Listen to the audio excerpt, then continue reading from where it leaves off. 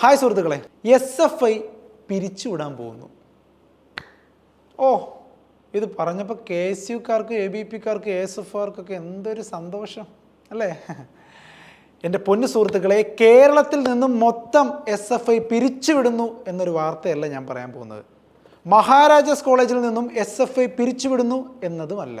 അതുകൊണ്ട് അധികം നിർവൃതിയൊന്നും അണയണ്ട. ഇതങ്ങ് ദൂരെ തലസ്ഥാനത്ത് യൂണിവേഴ്സിറ്റി കോളേജിലെ SFI യൂണിറ്റ് കമ്മിറ്റി പിരിച്ചുവിടാനാണ് തീരുമാനിച്ചിരിക്കുന്നത്. പാർട്ടി തന്നെയാണ് കേട്ടോ തീരുമാനമെടുത്തത്, അല്ലാതെ കോളേജ് പ്രിൻസിപ്പളോ HOD ഒന്നുമല്ല. CPM തിരുവനന്തപുരം ജില്ലാ സെക്രട്ടേറിയറ്റാണ് ഇതുമായി ബന്ധപ്പെട്ട് നിർദ്ദേശം നൽകിയിരിക്കുന്നത്. But why? എന്തിന്? സംഭവം എന്താണെന്ന് വെച്ച് കഴിഞ്ഞാൽ, ആ കോളേജിൽ അടിക്കടി ഉണ്ടാകുന്ന ആക്രമണ സംഭവങ്ങളിൽ സംസ്ഥാന തലത്തിൽ SFIക്കും CPMനും നാണക്കേടുണ്ടാവുന്നു എന്നതാണ് പ്രധാനപ്പെട്ട കാര്യം.